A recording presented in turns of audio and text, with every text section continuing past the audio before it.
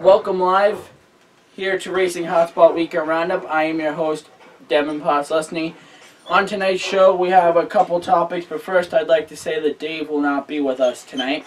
He is experiencing some stomach issues at the moment. He is sick, not majorly, but he should be back soon. Stay updated with that on our Facebook and Twitter page, I think. Gotta give his permission first.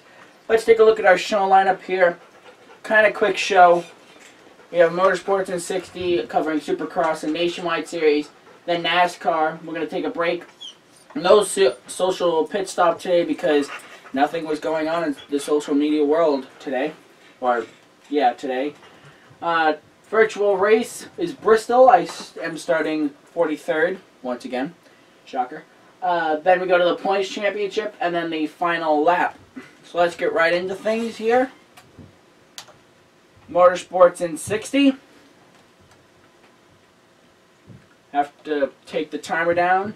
So the Nationwide Series raced at Las Vegas on Saturday. Here's the top 5. Finishing 5th, Chase Elliott. Finishing 4th, Dale Earnhardt Jr. 3rd, Kyle Larson. 2nd, Kyle Busch. And Brad Keselowski won the race. Yeah, excuse me, have some extra time. Supercross raced at Daytona on Saturday night. They raced at, the Daytona Supercross. Andrew Short finished 5th. Brock Tickle finished 4th. Ryan Dungey finished 3rd. Ken Roczen finished 2nd. And Ryan Villapoto won the race. They go to Detroit next week, and the Nationwide Series goes to California next week. So far, this Nationwide Series season seems to be dominated by Cup guys, except for Daytona with Regan Smith.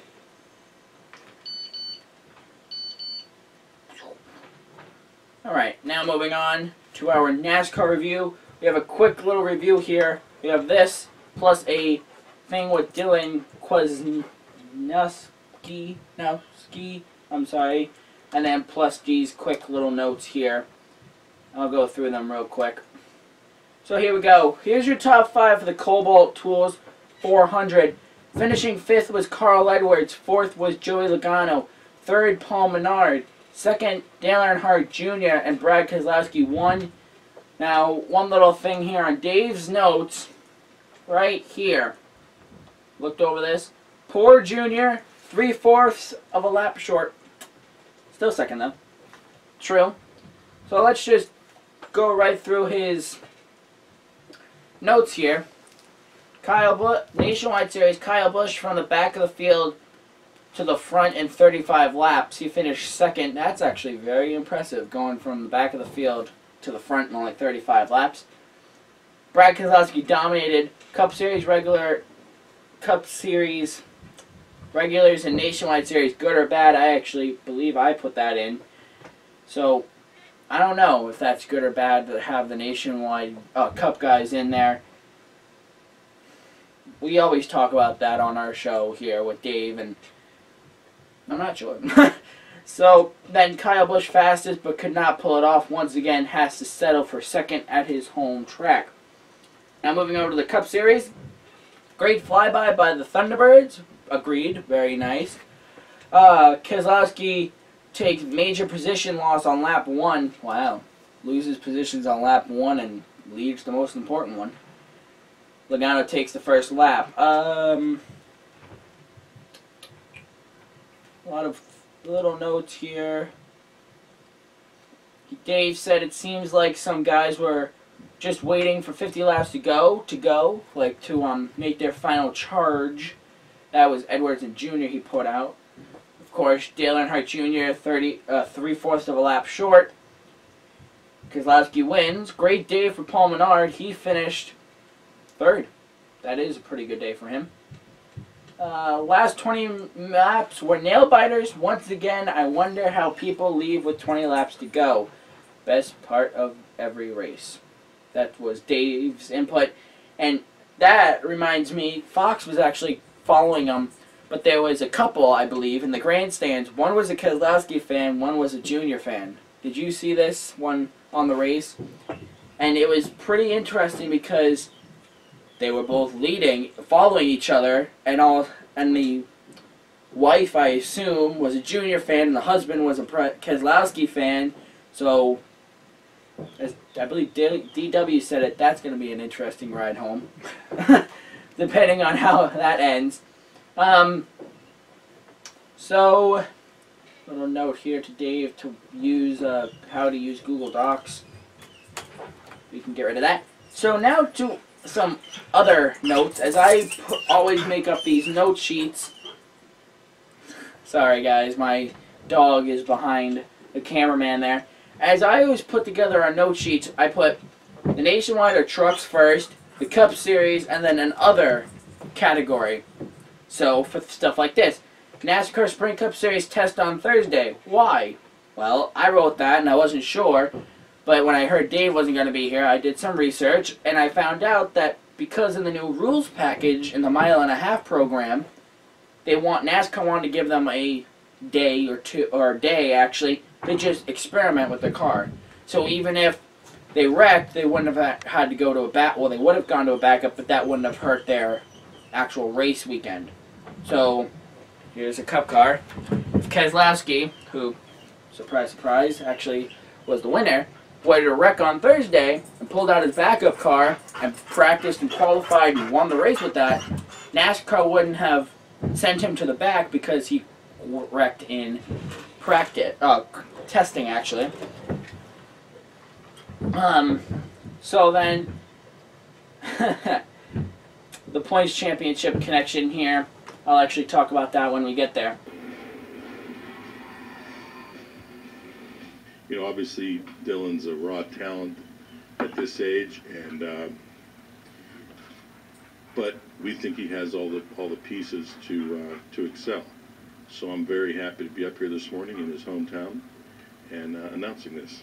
We put in all the time and effort to get to this point, and I still have a ton ways to go. But you know, to be associated with an organization is great, as Chip Ganassi Racing. It's a dream come true. It definitely allows you to be with the best possible team and the best possible way to get to the top. Some people have the opinion that it goes too fast. You know, I think I'm ready to go out there and perform in this Nationwide Series. I want to show the world, show the team that I'm ready to go, that I can race against these guys. And you know, it's unfortunate that we had such a bad race yesterday, but you just got to live from those. I got to learn every single time I'm on the track, and it's great having Kyle there. He went through the same exact thing, jumped from the K&N Series to the Nationwide.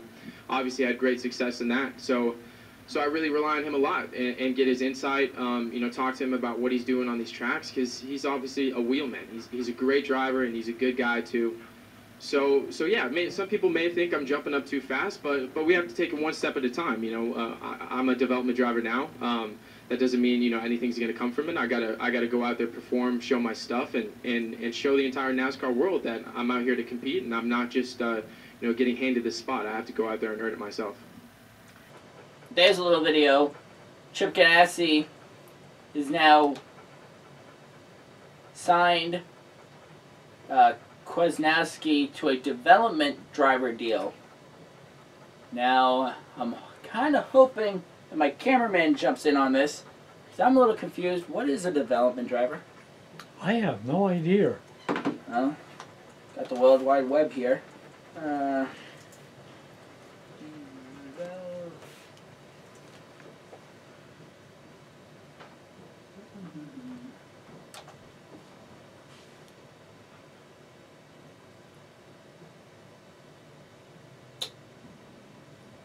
Okay.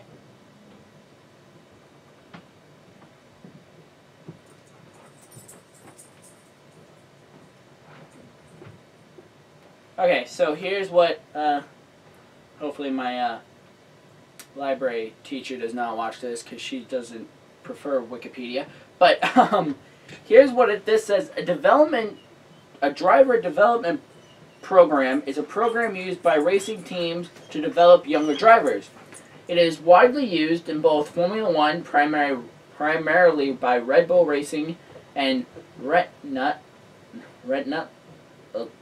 sorry, totally messed that up, and NASCAR, usually consisting of a team signing a driver to a multi-year contract in which they run major or minor league racing divisions such as Formula 3, Enduro Series, GP2 in Europe, and late models, and ARCA in stock car racing, and gradually worked to the highest level of motorsports.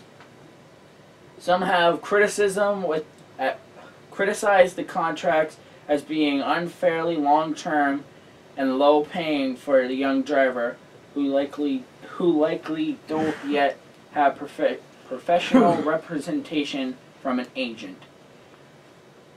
So, look at this right here. Current teams using development program: Dylan Kwasnowski, Hendrick Motorsports, and Chase Elliott. Junior Motorsports: Josh Berry and not sure Carslin Elegy. I'm so sorry, guys. I totally messed that up. Joe Gibbs Racing with Drew Herring, Darrell Wallace Jr., Michael Waltrip with Patrick Starpoli. Starpoli. Penske Racing with Ryan Blaney. Richard Childress with Richard RCR with Michael Self. Richard Petty Motorsports with Ryan Truex and Corey LaJoy. Roush Fenway Racing with Kyle Benjamin and Kyle Weatherman. And those are the only NASCAR teams here. Oh no, sorry. Turner Scott Motorsports with Kenzie Ruston. So, really, I'm assuming from that, and I don't know if you have any thoughts on that. What it basically is you take a new driver, you lock them into a long-term contract. This way they can gradually build their way up, but knowing that they have a secure team. Would that be... Sounds like it's more beneficial to the teams than it is, what do you call it? In other words, they're not training a kid and then he just decides to go off someplace else. They're locking him in so that he's going to stay with them after they've trained him. Okay. I wonder if it says here how long they locked him in for. That would be, I think, an individual contract thing. Okay. So I cannot... It doesn't say here how long he was locked in for, but I found that pretty interesting when I went on NASCAR.com today and saw that, and I'm like, ooh, perfect. Let's bring that up on the show. So, it's pretty good for Dylan. He was in the K&M Pro Series last year. He's a two-time champion there, and now he's moving his way up, and that's good for him. So, now, we're going to take a break. And on the other side of the break, we're going to have our virtual race, then the points championship, and the final lap, and that will be our show. We have a rather quick show for you today, of course. And, yeah, so we will be right back.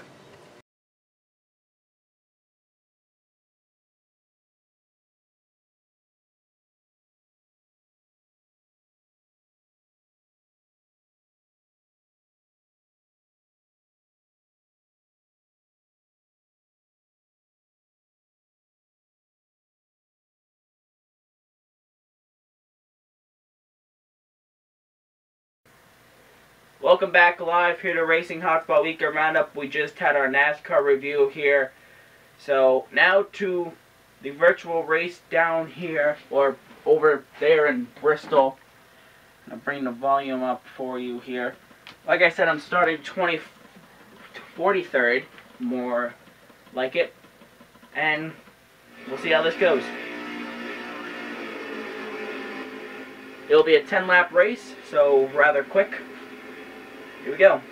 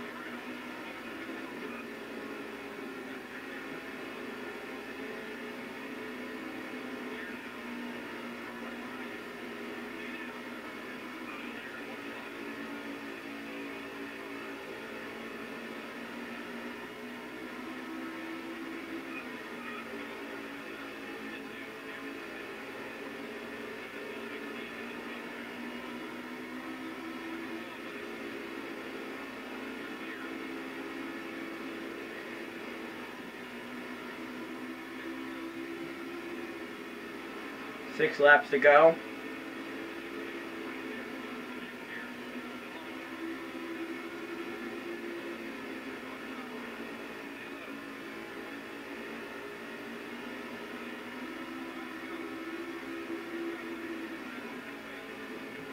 Yeah.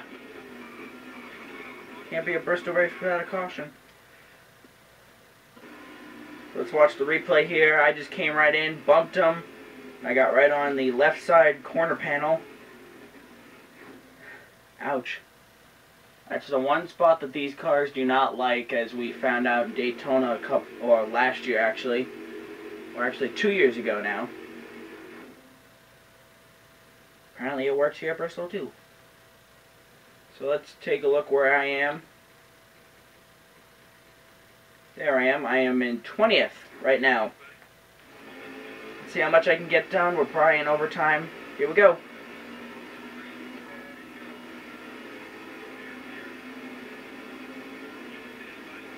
We are on lap 10 of 12.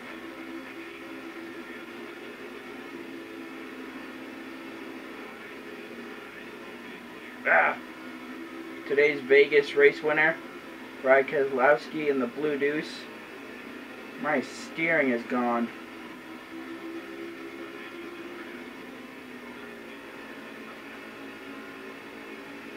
White flag is out. Let's see how much I can make up. 14th.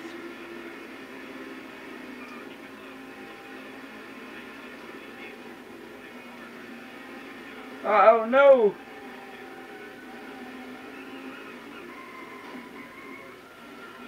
Oh my word, gone.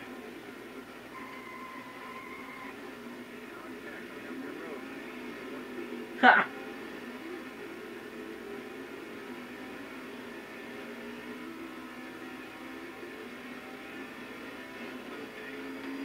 Half the field's wrecked over in turn 4 right now.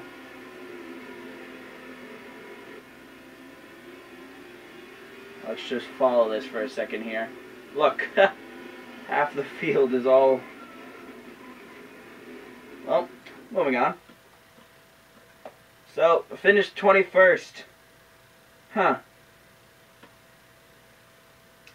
About 10 lap race in under 5 minutes. Welcome back live. Well, not really welcome back. You just saw the virtual race. Man, if I had not wrecked on that last lap. Unbelievable. I mean, seriously, I was making a top 15 charge there. That's just Bristol. Okay, so now to the points championship. Here's our Las Vegas picks from last week. Joe had Kevin Harvick for 5th, Jimmy Johnson for 4th, Denny Hamlin for 3rd, Tony Stewart for 2nd, and Dale Earnhardt Jr. for the win. I had Jimmy Johnson for 5th, Kurt Busch for 4th, Kyle Busch for 3rd, Matt Kenseth for 2nd, and Kevin Harvick for the win. Dave had Kurt Busch for 5th, Matt Kenseth for 4th, Tony Stewart for 3rd, Kevin Harvick, for 2nd, and Kyle Busch for the win. Art had Matt Kenseth for 5th, Denny Hamlin for 4th, Jimmy Johnson for 3rd, Dale Earnhardt Jr. for 2nd, and Tony Stewart for the win. Wow, that's a mouthful. So here is how it laid out. Art got 3rd and 2nd, equaling 14 points. Dave, ouch, got no points. I got 5th place, equaling 2 points, and Joe got 4th and the win. So, total, Art 14, me 2, Joe 14.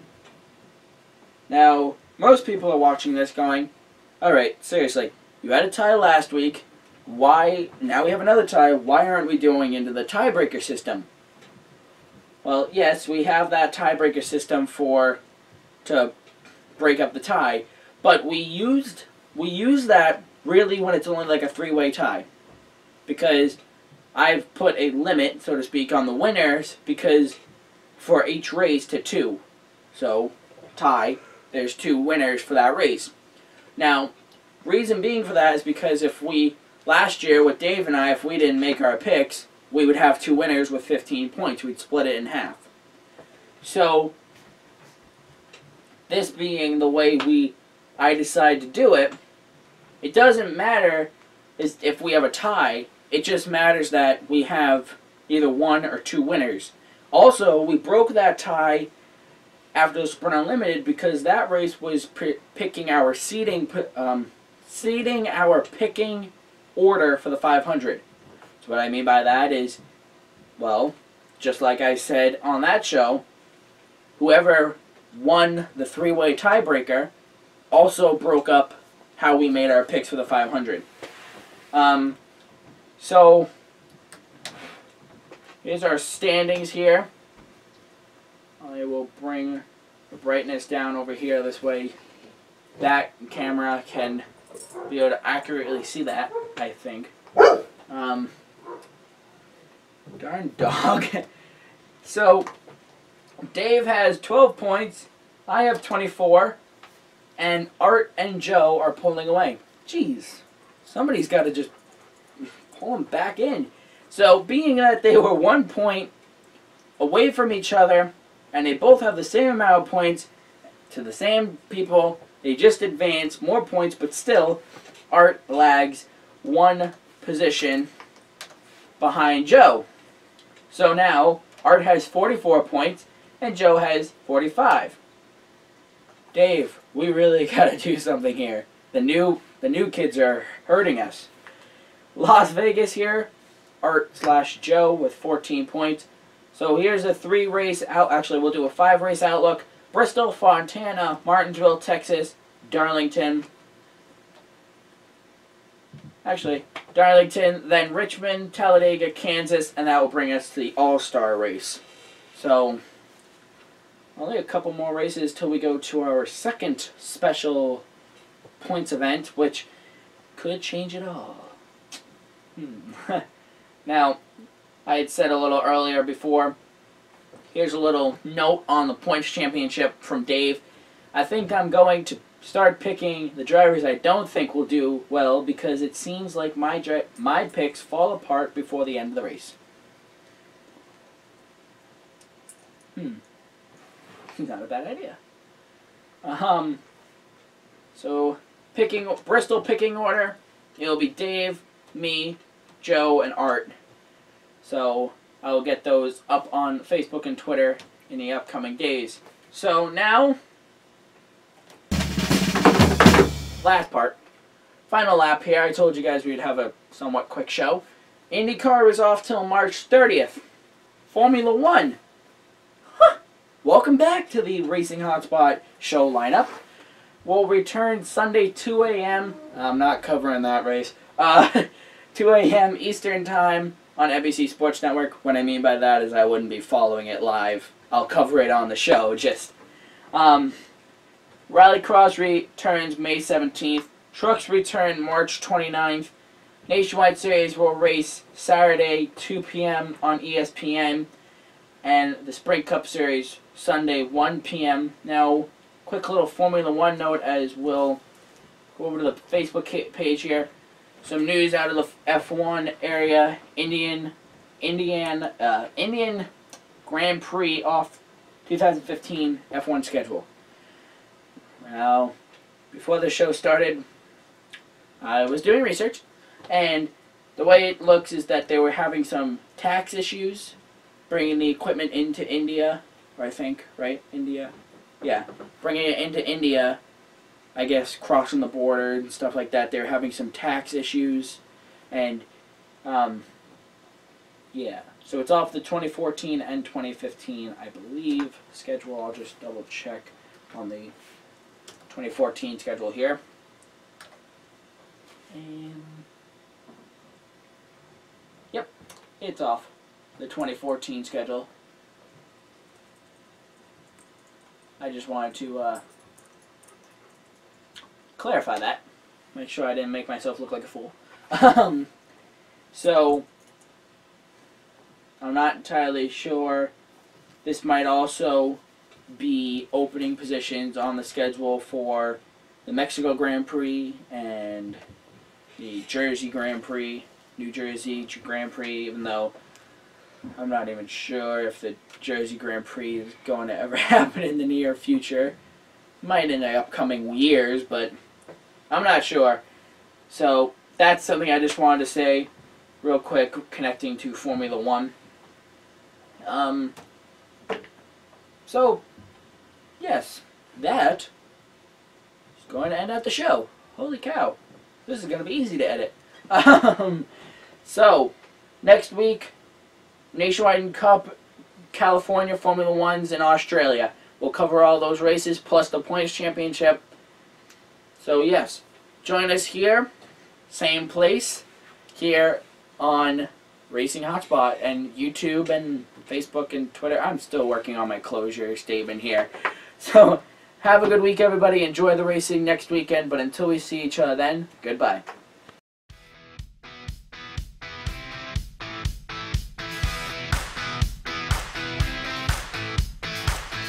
Little girl, you like it loud.